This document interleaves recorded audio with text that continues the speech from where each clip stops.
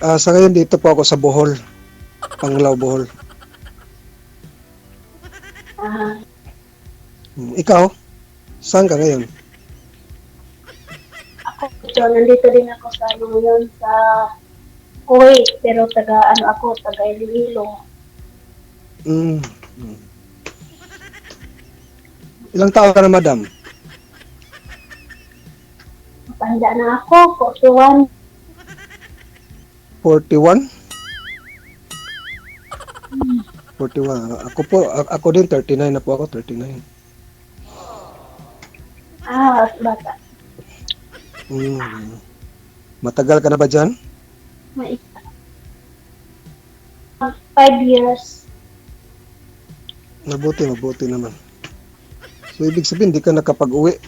5 years na, hindi ka nakauwi. Ha? Umuyak noong 2022.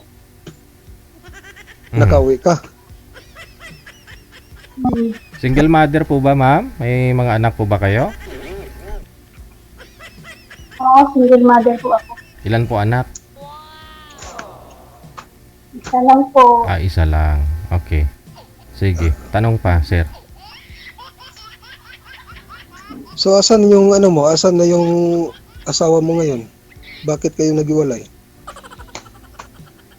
Kasi siya dati, dalawa kasi kami, sabay niya kami. Hindi, sabi ko doon na lang siya sa isa. Kaya ko naman mag-isa. Masakit yan, oh. Masakit yan. Matagal naman yun, 21 years na makalipas. Tagal na? Ako rin, Dalawang po, dekada na? madam, ako rin po, madam, single dad din po ako. Yung anak ko ngayon, 2 years old na po. Matagal na rin po ako kung ano. Sa bagay, hindi naman po kami nagsama sa babae. Kumbaga na ano lang. Ay kami, hindi din kami nagsamang lalaki. Nung nabuntis ako, wala na, hindi na kami nagsama. Parang sim lang pala sa akin. Ay, nabuntis ka rin, sir? Bakit Tapos nung, hindi po. Hindi naman sa ganun sa idol. tapos nung nagka-boyfriend din ako, niloko din ako, so wala na. Hindi na ako nag-focus na lang ako sa trabaho. Tama nga. Para lang sa kinabukasan. Oo, para na lang sa anak ko, ganun. Ngayon nakita ko yung mga live ni DJ. In-try ko, sabi ko, try ko. Mabuti na lang kinikwento ninyo yung ex ninyo, pero yung mga boyfriend ninyo, ex-boyfriend, hindi nyo na nakwento, no? Bakit to kayo niloko ng ex-boyfriend mo, ma'am? At nadala na ho kayo? Sabi mo niloko ka? Hindi, yung ex ko kasi dati, yung pag may kailangan lang siya, okay siya sa'yo. Pag wala naman, yan na naman, abutin ka naman ng mora, lahat. Kumbaga, kahit hindi naman yung sinasabi mong kailangan niya, ano yun ba? Anong bagay yung kailangan niya sa'yo? Kumbaga, pinagpirahan ka lang. Hihingi siya ng pira. Oo. Pag gano'n, hihingi siya ng pira. Oo, tapos bibili siya ng gusto na bilhin. Hindi niya mabili. Nasa abroad ka na that time? Ano sa abroad na? Gahod ng tuko. Tuko! Tingin ko hindi kayo magkatuluyan. Ganun dito eh. Once naman ay nag-uusap lalaki, babae, tapos may nagtuko. Asahan ko na sa susunod, sasali ulit yung lalaki o di kayo babae. Dito DJ sa sa puno ng talisay, talisay. Si Didi sana, sabi ko nga Didi, hindi. Oras ako mga bakansi. Kasi dapat umaga lang ako eh. Madam? Matagal na kayo nun, madam, yung ex mo?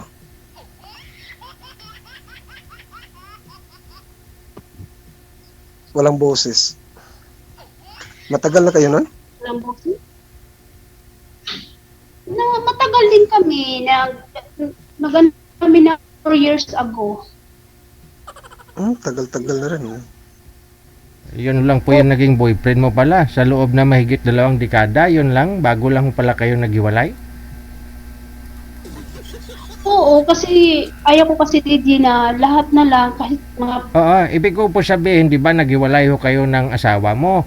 Sabi mo, 22 years ka nang hiwalay doon sa asawa mo.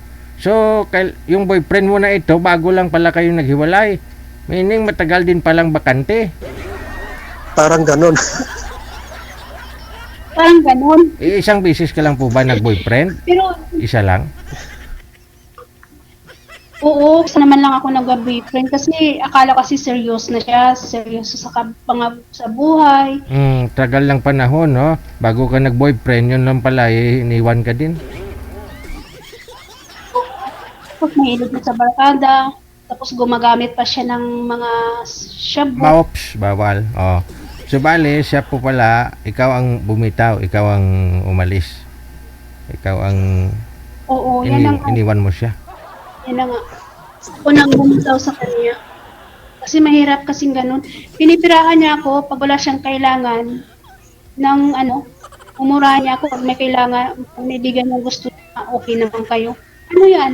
Panakbukas. Wala kayo. Baga, madam, ano siya, madam? Maganda yung loob niya sa'yo pag may kailangan. Sa abroad ka eh. Kaya wala ka din. Kaya ganun talaga yung mangyari nun. Kung bisyuhan siya. Oh. Kung nag-ano na lang ako na lang ang nagwas, ako na lang naglayo, bigla ko na siya. Kasi ayaw ko ng ganung klaseng tao. Kasi na kung may problema ako sa papa ng anak ko, hindi nagdagan ako, di ba? Aha. So, ready na ulit, madam. Naka-move on na. Yun lang importante, no? Gusto ko kasi malaman sa mga sumasali ho dito kung talagang ready na sila magmahal. Sabi mo lang kasi na ready na talaga kung naka-move on na ho doon sa mga ex nila. Oo. Siyempre naman, idol pa, DJ, pag hindi ka naman siguro sasali dito pag hindi ka naman ready, di ba? Ay, marami ho dito. Nung nakakagabi nga may umiiyak-iyak pa eh. Hindi pa naka-move on sa ex niya. Oo. Bakit Kasi sumasali ho sila dito para malibang lang, makalimutan yung asawa nila, ganun, o yung mga ex nila, ganun. Oh. Karamihan nga ngayon, di ba? Oh. Ano lang, kumbaga, pansamantalang, ang tawag doon. Pero yung sa akin naman talaga, sumali ako dito para lang, para makahanap ng tunay na pagmamahal, tunay na pag-ibig. Kasi, dumaan rin ako sa sa pagsubok na ibig sabihin tawag doon na grabing pagsubok, di ba? Okay naman yun. Kasi sabi ko nga sa sarili ko sa kanya, akala ko nga dati lang okay kami. Patayo na nga ako ng bahay, kumpleto na nga bahay na ako, basta kumpleto na ako para nga sa pag-uwi ko, di may sarili kaming bahay. Wala siya ang nagloko. Wala akong magawa. Nagkita na po ba kayo no ng boyfriend mo? Nagkita na po ba kayo? Oo, nagkita nung umuwi ako nung nakaraang buwan. Nung nakaraang taon. Pero bumalik ako agad dito sa abroad.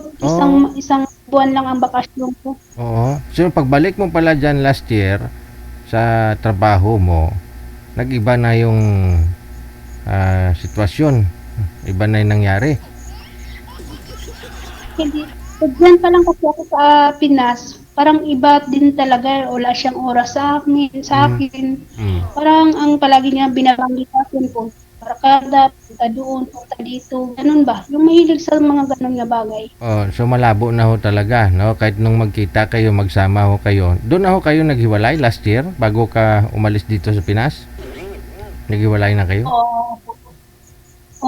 Tapos ayaw ng pamilya kanya bastos kasi. Bastos? Bakit lagi nakahubad? Bakit, madam? Bakit bastos siya, madam? Iwan ko sa mga pamilya ko, binabastos siguro sila. Yan ayaw nila sa boyfriend ko. Nagapangling-ling?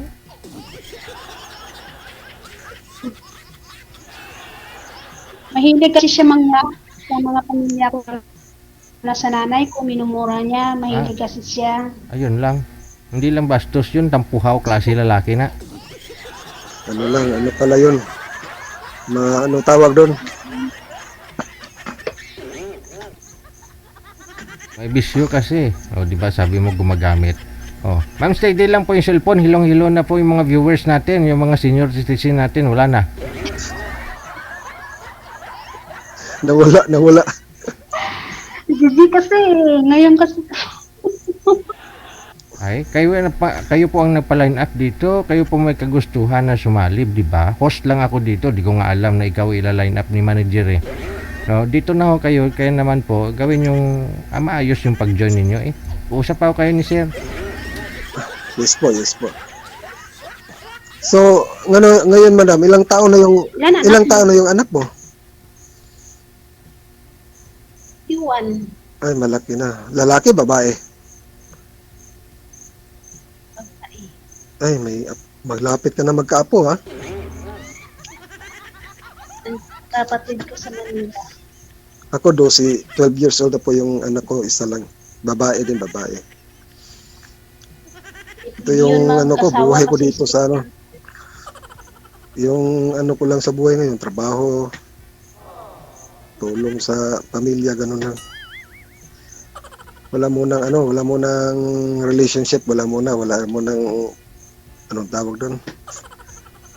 Babae. Pero sa ngayon, pumasok ako dito, palagi akong nagmi-message ni DJ na, Idol, pwede mo ba akong manapan, gano'n. So, maganda naman at narinig na yung ko, nabasa na yung message ko, tanawagan ako ngayon. So, I hope na ikaw na siguro, yung gano'n.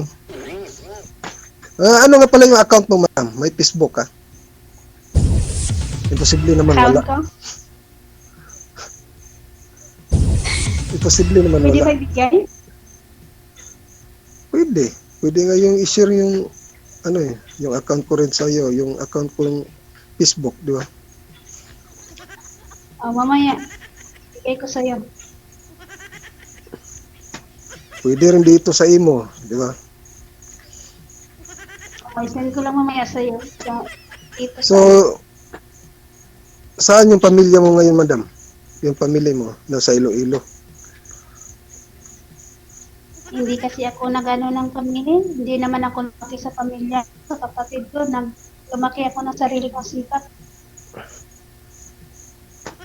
Much better. Makapag-abot ako. Bakit ganun? Bakit ganun? Siguro hindi ka naman siguro broken family, di ba? Pagkamatay ng tatay ko, iniwan na kami ng nanay ko. Kaya pala. May background na tumatawa.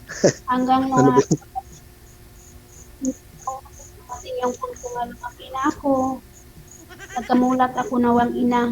So nga nagsikap ako. Ayan naman. Maganda naman yun. Kanina, toko. Ngayon, butiki na naman. Wala naman DJ. Rinig namin eh. Oo. Ha? Wala na. Wala. Nanahimik na. Wala. Di si madam, ulit nga, ano nga pala pangalan mo, madam? Hindi ko na Angeline. Usaga. Angeline Osaga. Angeli Iskaya Akusaga. Yan ang account. Wala, hindi kayo nakikinig yung manager. Bahala na ho kayo, ha?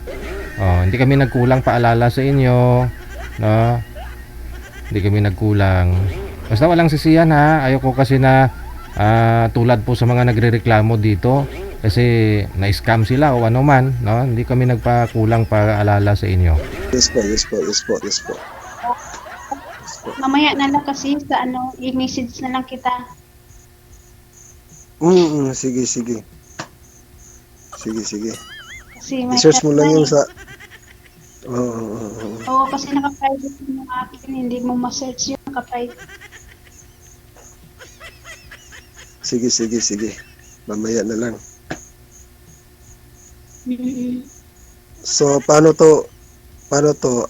Out na tayo. So, Mag-out na kung gusto mo. I-message mo na lang, i-message mo na lang ako doon sa ano, sa may account mo. Hindi ko kasi alam mo. baka si DJ, magalit si DJ sa atin. Ito man magagalit ako, buhay nyo dyan. So, sorry, idol. Sorry, idol. Idol, mag-out na daw siya, idol. Ewan ko, ambot sa langaw.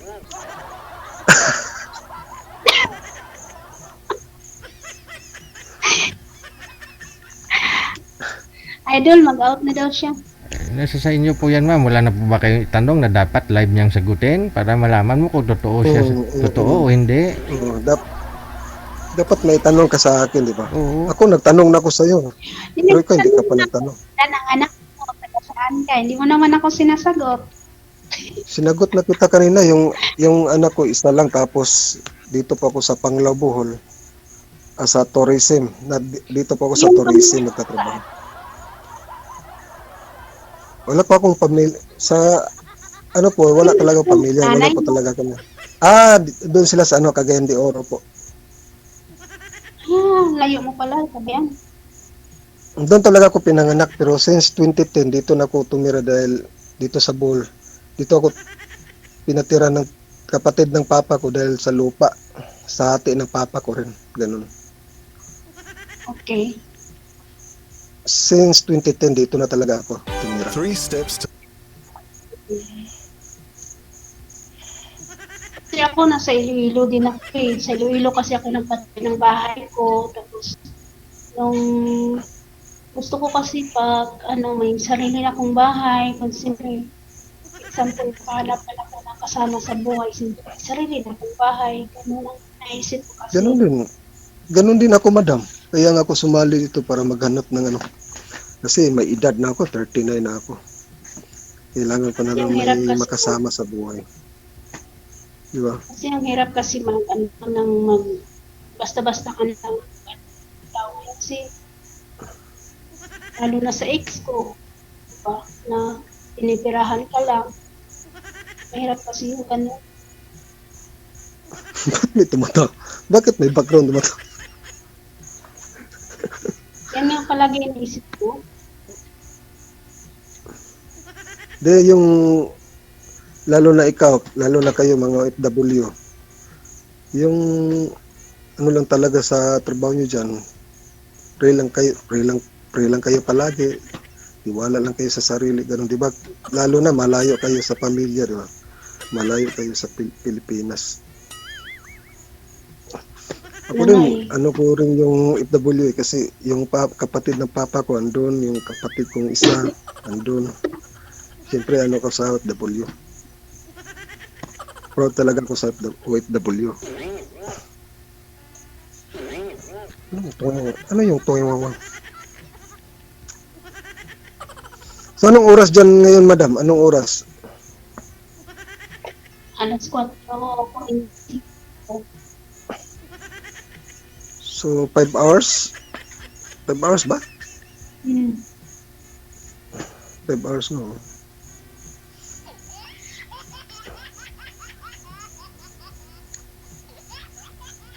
So idol, DJ. Out na ako. Sige. I-message ko na lang to si Good luck sa madam. inyo. Thank you. Salamat ka pala. Maraming salamat.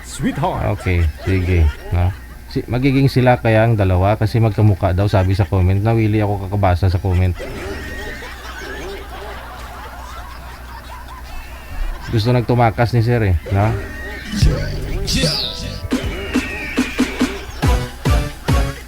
Wanted.